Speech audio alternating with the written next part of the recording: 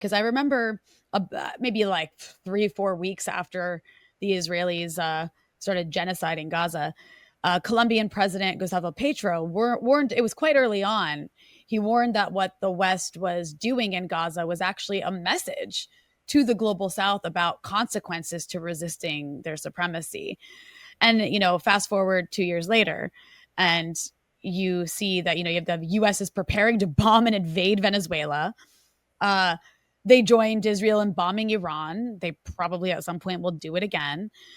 They're pointing their guns at really the entire world more than usual. Not to say they didn't do that before, but there's something more cruel, more aggressive about what we see taking place now.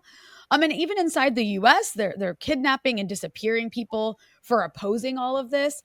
So, I feel very strongly that this live streamed Gaza genocide has really raised the threshold of Western cruelty, and has proved yet again that Palestine is a laboratory for this kind of imperial domination and control. And really, what happens there does not stay there.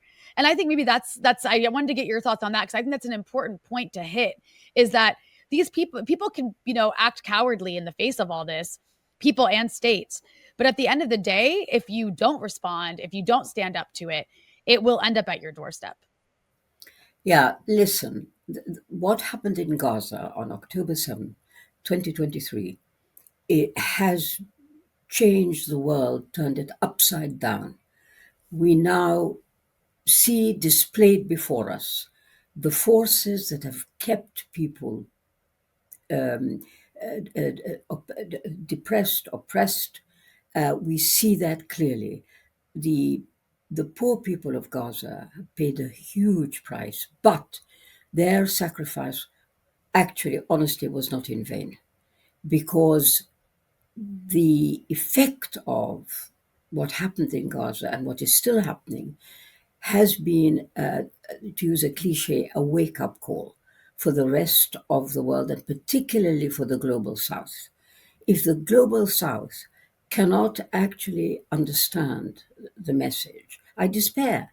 The message is that you either accept willingly to be a slave to the Western order, or you stand up for yourself and you have some self respect and some dignity. That's the actual lesson. And that is what is being debated, it's being discussed, it's being opened up. I welcome that.